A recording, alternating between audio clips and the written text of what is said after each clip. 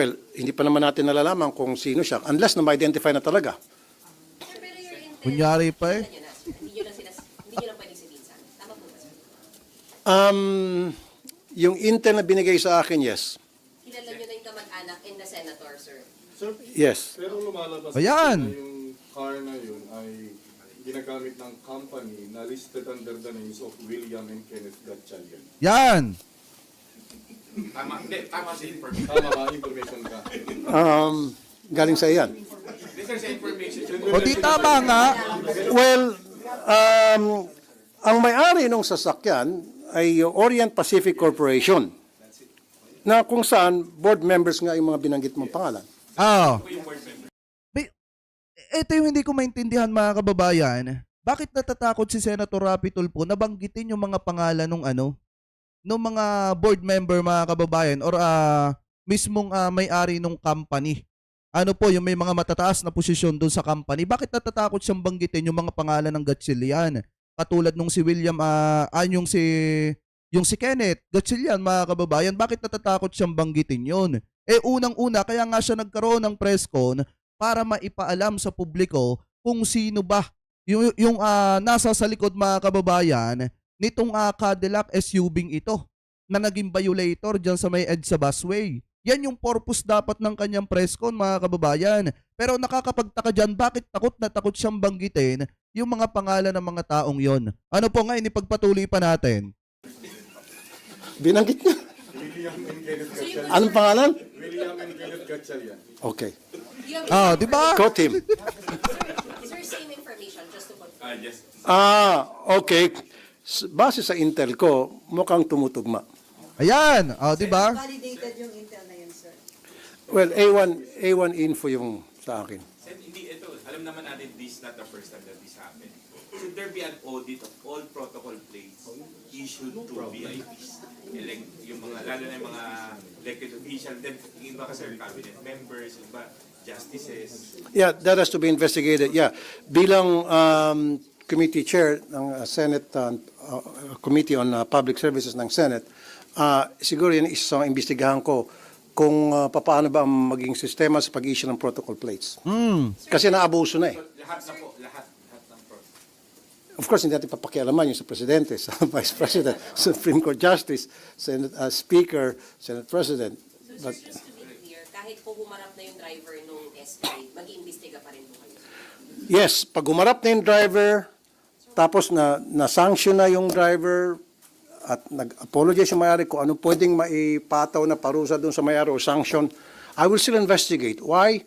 Doon naman ako sa MMDA. Dahil napaka-incompetent nitong MMDA for the longest time.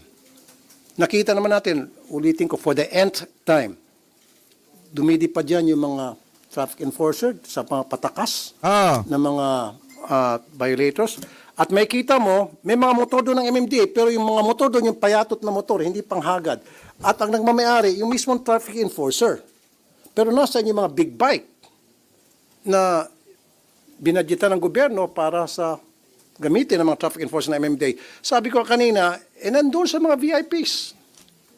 Pero Hindi, correct lang natin si Senator Rapi, hindi MMDA yun ang huhuli dun sa Cadillac Escalade mga kababayan. Ang pagkakaalam ko parang sa ata, yun ang huli. Ano po dun sa may Cadillac Escalade. Hindi po MMDA, kaso nga lang ang problema, ewan ko kung ano yung problema dito ni Senator Rapi, kung ano yung galit niya sa MMDA. Kasi MMDA, yung pinupunteriya niya mga kababayan dito. Pero tama din naman yung sinasabi dito ni Senator Rapi na nasaan nga naman yung mga ini-issue ng ating gobyerno na mga malalaking motor mga kababayan na pang-haggard dapat.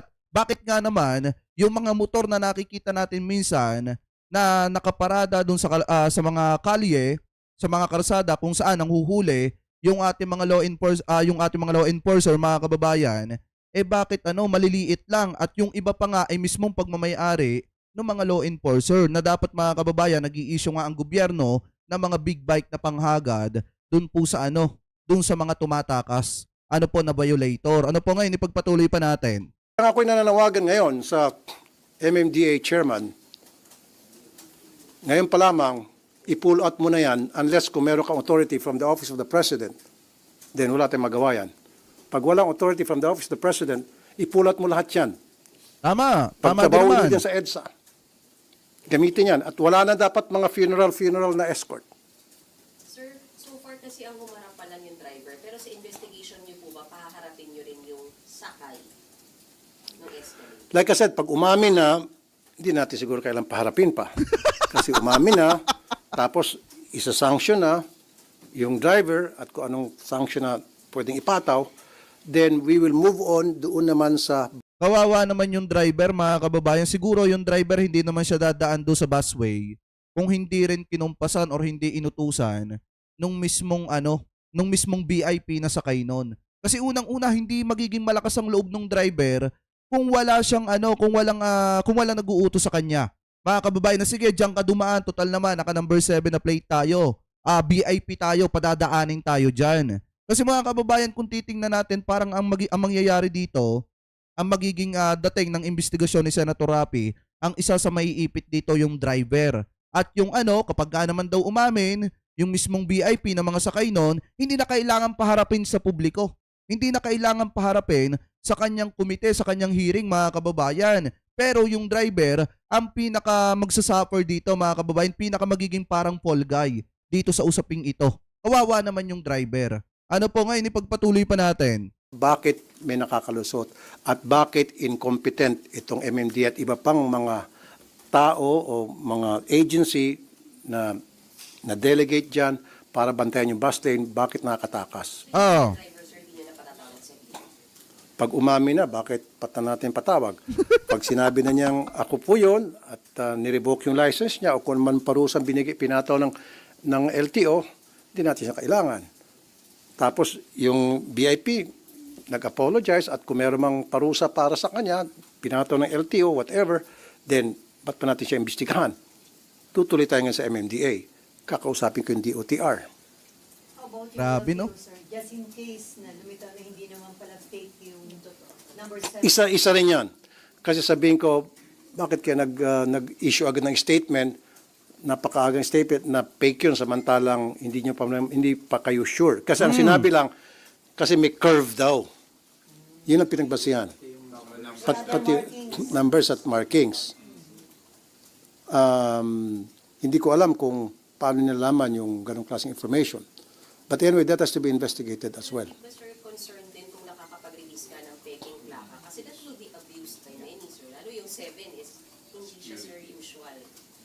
Siguro, kaya siguro nagpagawa ng peking plaka, malakas ang loob niya dahil may kamag-anak ka siya na Senador. 7. Maaari ni siguro. Ito yung senador. I'm sorry? Nakausap niyo din, nag-reach out kayo dyan sa senador na yan.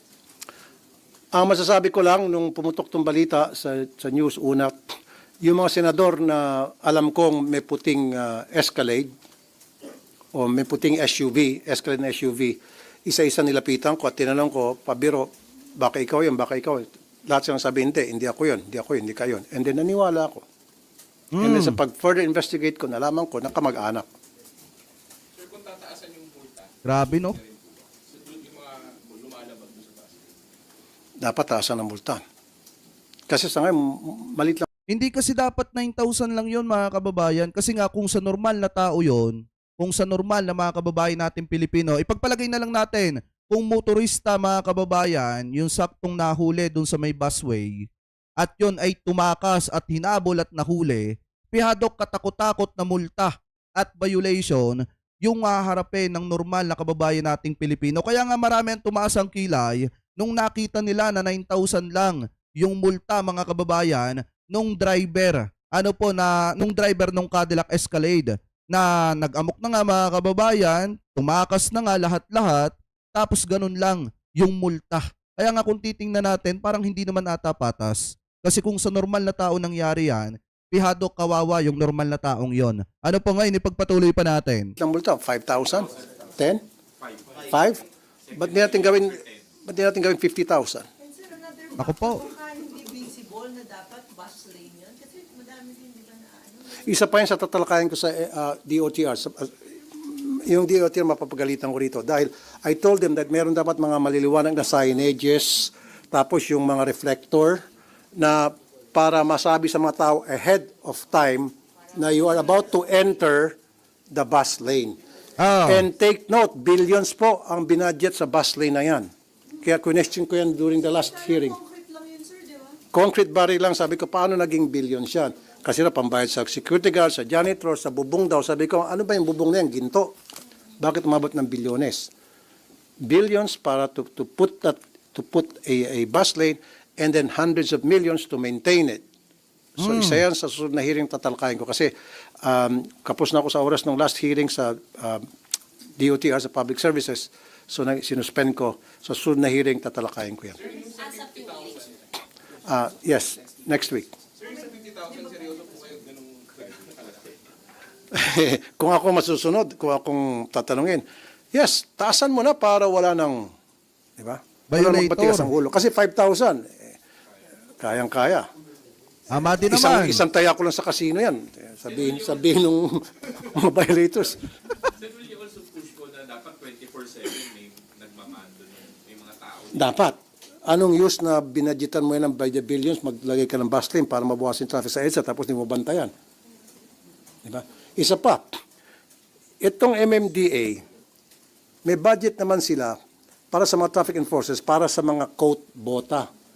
Pag umuulan, wala nagbabantay dyan sa bus lane. Wala kasing bota, walang kapote. So itong DOTR, tatamaan din to, DOTR and MMDA. Saan nyo dinala yung pera para sa mga kapote, bota ng inyong mga traffic enforcers? Pero sir, di ba mag-focus na ang Senate sa budget? Yon, doon sa usaping yon mga kababayan, medyo dihado talaga dyan ang DOTR at saka itong MMDA. Kasi nga unang-una nga naman, may mga nakakapansin din yan mga kababayan na kapag ka naman daw tag-ulan, wala nga nagbabantay doon mga kababayan. Kasi nga walang mga bota, yung mga traffic enforcer na dapat nagbabantay doon at walang kapote na suot mga kababayan. Kaya kung makikita nyo kapag ka umuulan ng konti or umulan mga kababayan, may pag-ulan, asahan nyo na wala talagang naka-duty at nakabantay po dyan. Di umano, mga kababayan. Ano po, at dapat talaga yan din yung matutukan at matanong kung nasa saan yung pera at budget para dyan. Ano po, kasi unang-una, ang gobyerno, ang taong bayan, nagbibigay ng pera para magkaroon mga kababayan ng seguridad na babalik din naman sa taong bayan. Pero ang problema nga dito kasi, kung napupunta sa wala yung pera, asahan nyo na mga kababayan, pati yung pagtatrabaho ng mga dapat nagbabantay dyan na traffic enforcer ay apektado rin pagka umuulan. Kasi nga, wala silang mga kapote at wala silang mga bota na pwedeng isuot, mga kababayan. Ano po, so ngayon, ipagpatuloy pa natin. Paano po natin isisingit yung revelation? Kakausapin ko ang aking Senate President tungkol dyan. Fridays ata, pwede. Fridays, pwede. Monday to Thursday lang yun. Thursday. So Fridays. Kung kailangan Sabado, di gawin natin Sabado. Sir, ilang senador lang ano? Ilang senador sir ang may escalade? May puting escalade? Ang nabigay sa akin na information, na-escalate, puti na SUV. Puti na SUV. Marami-rami din. Ayun may escalade. Isa. Ay, shoutout kay Ate Mickey Moto Hi Bunso, bihira lang ako makatsempo ng live mo. Busy lang. Oy, thank you po Thank you po sa pakape. Thank you po. Hindi ko alam. Hindi, meron may puti na escalade na ibang senador. Puti. Basta't hindi siya yon. Sinabi ko nga, hindi yung senador. Walang senador dito. Kaya, Hindi niya sinabi na kamag-anak niya. Wala, inisya sa kanila nagsabi kamag-anak. Kasi nilapitan ko, biniro ko, sabi ko, boss, baka sa iyon, boss. Sabi ko. Sabi niya, hindi sa akin yun. Tapos later on yun na po nalaman, sir, na kamag-anak. Later on na lang. Nagsipasok, kasi pinost ko sa Facebook page ko and then nagsidatingan na yung mga info sa mga comment section. Pero may in one way or the other, para nagutan yung maputing senador na sa nangyari. Hindi, kasi isa pa ito, dahil nung pinost ko sa Facebook ko, yung tungkol dito sa insidente, dinera ko, challenge ako ng ilang mga netizen doon. Sabi, hanggang salita ka lang tulpo, titiklop ka rin, kasi kasamaan mo yan. Kaya doon sa nagsabing titiklop, sinabi ko naman, doon sa post ko, wala akong sasantuhin. Kahit saan tayo makarating. kaya, ngayon pa nga lang mga kababayan, tingnan nyo pa nga lang. 'Di ba press con pa nga lang mga kababayan, hindi niya na mabanggit ang pangalan ng mga tao na talagang tinitingnan na nasa likod nung puting Escalade mga kababayan, nung Cadillac Escalade. Hindi na nga niya mabanggit yung pangalan ng mga taong 'yon. Paano pa kaya kapag yung mga taong 'yon hindi nag-public apology at hindi umamin at hindi lumabas sa publiko, kaya niyang ipatawag 'yon? Yun yung tanong diyan. Mga kababayan, hindi sa binabatikos natin na si Senator Raffy Tulfo. Yung sa atin, sinasabi lang natin yung opinion natin. Kung ngayon pa nga lang hindi na mabanggit yung pangalan, ang tanong, kaya niyang ipatawag yon sa kanyang komite para gisahin at tanungin mga kababayan. Ano po ngayon, ipagpatuloy pa natin? Hindi, kasi, Hindi ka lalabas ng room na to. hindi, kasi talagang hanggang sa, kaya doon sa, nag-violate, doon sa VIP, umamin ka na lang. Yun nga, I-surrender mo yung tunay mong driver, and then mag-apologize ka, humarap ka, and then kung ano yung ipapato, kung meron may ipapato na sanction ng LTO sa'yo, o ng other agency sa'yo, tanggapin mo yon. Magkano lang yan kung may multa. Hindi ka naman siguro makukulong for that. At hindi naman ikaw ang driver. Siguro kahiyan lang. So, kaya mo naman yun. Sige, ilang araw lang, mawawalan din yung kahiyan na yan. Itong nakita natin driver na to, hindi siya yung driver. May lumutang na driver, I've heard. Pero I don't know if that's the true driver o fall guy lang siya. I don't know. We can say, we can tell. Until talagang gumulong. kasi ang tingin dito ng taong bayan mga kababayan, yung lumabas na di umano driver daw, ang tingin ng maraming netizen kasi fall guy lang. Kasi nga, porket kamag-anak daw mga kababayan yung senador, meron agad na umaako, meron na agad na fall guy system mga kababayan. Kasi kung titingnan natin, yung lalaki na sumuko mga kababayan, talagang parang fall guy nga lang. Kaya nga dapat lumabas, mag-public apology, yung VIP na sakay nun at isuko niya yung tunay na driver niya. Kung may tunay na driver mga kababayan. Kasi ang tingin nga ng taong bayan dito, fall guy lang yung lumalabas, ano po na sumuko. Ngayon, ipagpatuloy pa natin. Properly investigation at lumabas yung katotohanan. Pero fair ba? Kasi ang hinaharap nga nila, sir, yung driver, but not the VIP. But for your part, gusto niyo, sir, dapat humarap din sa LTO, sir, yung VIP na sakay. Correct. Kasi bakit? Kawawa naman si driver. Tama. Kasi si driver, sumusunod lang sa utos ni VIP. Hindi Yan yung sinasabi ko sa inyo kanina mga kababayan. Hindi naman magiging malakas ang loob ng driver ng Cadillac Escalade kung walang kumpas ng VIP. Ano po kasi unang-una ang may pananagutan talaga dyan, hindi yung driver kung hindi yung mismong sakay nun na nagkukumpas kay driver kung saan dadaan mga kababayan. Kasi alam naman siguro ng driver na bawal talagang daanan yon kahit linggo. Kasi nga may rules, may batas mga kababayan na hindi talaga pwedeng daanan yon at para lamang yon sa mga bus mga kababayan. Ano po, kaya kung titingnan natin, kung walang nag-utos sa kanya, hindi dadaan yung driver doon.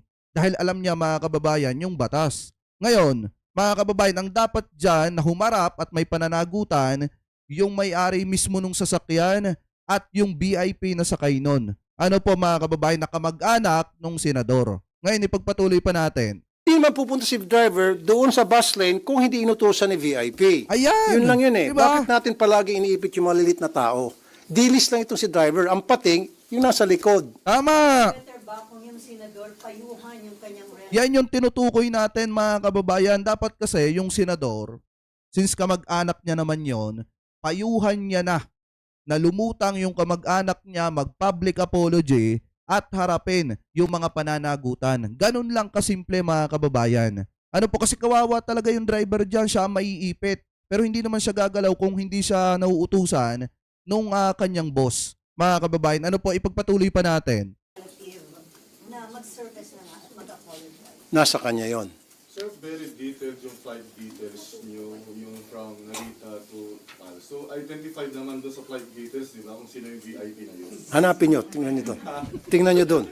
Hindi ko kasi ano, may data privacy kaya ayaw ibigay sa akin ng Philippine Airlines. I was trying to ask Philippine Airlines pero sabi sorry, may data privacy. Pero baka sa inyo, pwede. Sir, pag di nyo daw in-identify, ipapatuloy ko kayo sir. Okay? Okay na tayo? Sige, thank you guys. So ayan mga kababayan, napakinggan nyo naman yung press ko ni Senator Raffy Tulfo at may idea na naman kayo kung sino yung tinutukoy na senador, mga kababayan, na may kamag-anak na sakay nung Cadillac Escalade, mga kababayan, na dumaan sa busway na daplis pang makasagasa ng traffic enforcer. So ngayon, mga kababayan, yung sa atin lang naman, kaysa maipit yung driver, kasi kawawa ang pinakakawawa dito yung driver, kasi ang lalabas dyan, Paul Gay talaga siya. Kaya dapat, kung tutusin, mga kababayan, ang humarap dapat ng pananagutan dyan at umako at lumabas, mga kababayan, at tanggapin yung kahihiyan at mag-public apology, dapat yung kamag-anak ng senador. At dapat ang ginagawa naman ng senador, pinapayuhan niya yung kamag-anak niya na lumabas na at mag-public apology at harapin, mga kababayan, yung mga pananagutan. Dapat ganon. Kasi kung titingnan natin, kahit hindi pa naman umaamin yung senador, hindi pa naman lumalabas, hindi pa nagbibigay ng pahayag, kilalang kilala na ng taong bayan. Dahil nga, yung sasakyan, mga kababayan, ay konektado dun sa pamilya nung senador or kamag-anak nung senador dun sa company. Mga kababayan, so kayo, ano po ang komento nyo, mga kababayan? Hingil po dito sa naging press con ni Senator Raffy Tulfo, nagigisahin daw niya ang MMDA. Mga kababayan, kasi parang ang dating ang may kasalanan ay itong MMDA, kahit alam naman natin pare-parehas na yun nang huli dun sa may Cadillac Escalade, mga kababayan, ang SAIC. At saka kung titingnan natin, mga kababayan, yung sinasabi pa dito ni Senator Raffy na wala siyang sasantuhin, dito pa nga lang sa kanyang press con, kitang-kita na natin na hindi niya mabanggit yung pangalan. So paano niya masasabi na wala siyang sasantuhin dun sa kanyang magaganap na hearing? So kayo, ano po ang komento nyo? Hingil po dyan sa mga topic na yan na tinalakay po natin, mga kababayan. Ano po ang masasabi nyo? Hingil po dito sa press kong ito ni Senator Raffy. At saka, mga kababayan, ito payo ko lang sa lahat ng tao, sa lahat ng netizen. Hindi porket may kamag-anak kayo sa gobyerno, hindi porket may kaibigan kayo or may related kayo dun sa isang politiko, ipagkakalandakan nyo na at ipagyayabang nyo. Kasi unang-una, mga kababayan, kung yung mismong politiko nga na mismong masasabi nating may kapangyarihan na, hindi nagyayabang, dapat yung mga kamag-anak, dapat respetuhin nyo din yon. Hindi porkit kamag-anak mo si ganito, ipagkakalandakan mo na, magiging violator ka na, magyayabang ka na, kasi nga kamag-anak ka ng isang senador, kamag-anak ka ng isang congressman, or kamag-anak ka ng isang mayor. Dapat hindi po ganon. Kasi ang lumalabas, mga kababayan, kung sino pa yung kamag-anak na wala namang katungkulan sa gobyerno, may kamag-anak lang sa gobyerno, siya pa yung mas mayabang kaysa dun sa politiko. Dapat baguhin po natin yan. Kasi tulad nito, mga kababayan, ito yung isang halimbawa, yun nangyari na issue nitong Cadillac Escalade, na kung saan kamag-anak naman pala. Pero yung kamag-anak na yon, mas violator pa kaysa dun sa senador. Mga kababayan, so sana baguhin natin yung ganyang sistema, kasi pangit po talaga yan. Kawawa naman, mga kababayan, yung senador napapahamak dahil doon sa kamag-anak na talagang malakas ang loob dahil may kamag-anak na senador. So comment below na lamang po, mga kababayan.